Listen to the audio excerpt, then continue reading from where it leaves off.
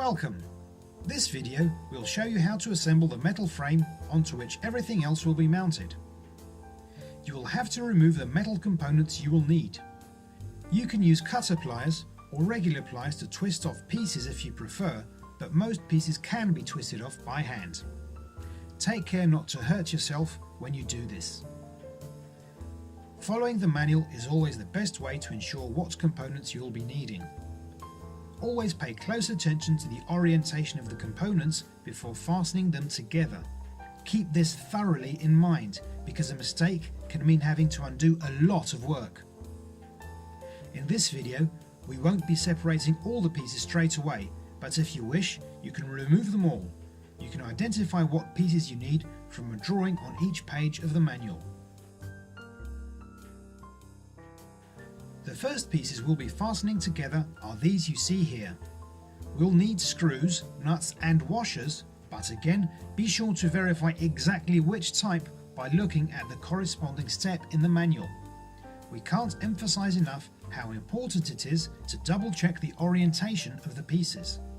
Now here's a tip for fastening pieces with washers, screws and nuts. Insert the screw in the hole, then thread the washer and nuts on the other side. Fit the piece to be fastened into place and then screw in. Notice how the nuts are held in place by the slots in the structure itself, which means you won't need a spanner for some of these parts.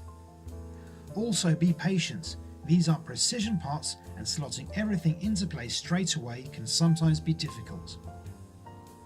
These brackets need to be screwed tightly to make the frame as rigid as possible. These following parts have some pre-assembly to do before going onto the main metal frame. Notice how each of these large brackets is different, so again, double check before screwing things together. You can use the tip from earlier if you find it easier. With these two parts assembled, it's time to join them to the main metal frame. Again, make sure everything is pointing in the right direction. You can use the lettering as guidance. All you need to do is slide the two triangular pieces into the slots in the frame. Everything fits together and the structure should be self-standing long enough for you to fasten everything into place. Check the manual to make sure you don't miss any of the points where you need to screw the pieces together, and be certain all the screws are in the right direction. Then you can screw everything in nice and tight.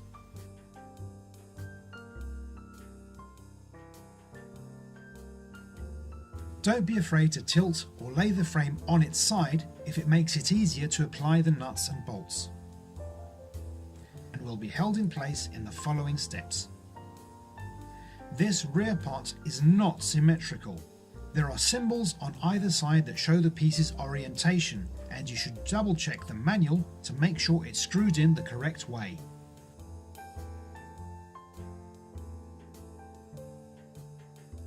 And now, for some more parts you need to pre-assemble. These parts are identical pairs, but they are assembled symmetrically. Once again, use the figures in the manual to certify they are properly screwed together. With these pieces complete, slot them into place onto the main frame you've assembled so far and screw them in tightly. The final main piece is this front bracket. Again, this piece has an orientation, so look carefully at the symbols shown in the manual to know which way it has to face. Here's a tip. Apply the bolts, nuts and washers on the bracket first, then just slide it into place and then fasten them tightly.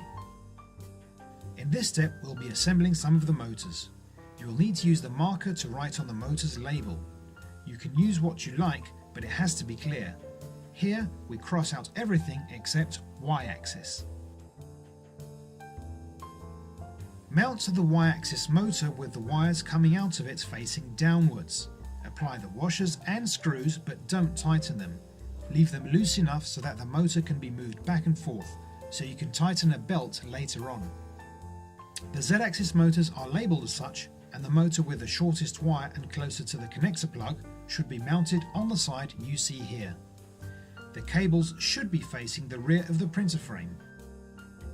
Apply the screws and washers, but once again don't tighten them all the way.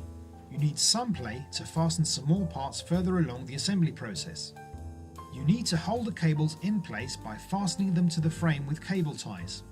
It's important that they aren't crushed by the frame when in place, nor interfere with the movement of other components. Here we show a general idea of how this can be done. Insert the flex couplings onto the stepper motor shaft. Note that the holes are different, so you should mount it with the largest hole facing upwards. It's important you leave a clearance of around 5 mm between the coupling and the motor, and this clearance must be identical on both sides. Fasten the socket bolts on the bottom of the coupling, but leave the top ones unscrewed as you'll be inserting threaded rods later on.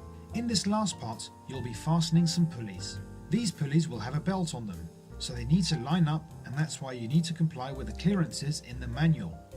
The tooth pulley on the stepper motor is around 1 mm clear and fasten into place with the socket screws. You may find it easier to assemble the pulley, the screw, the nuts and the washer before inserting them onto the frame. This way you can also check the clearance between the nuts and the pulley. All you need to do is then tighten the nuts on the other side, but make sure that the pulley moves freely, and for this you need to leave a small clearance between the nuts and the pulley. And there, your structure is ready.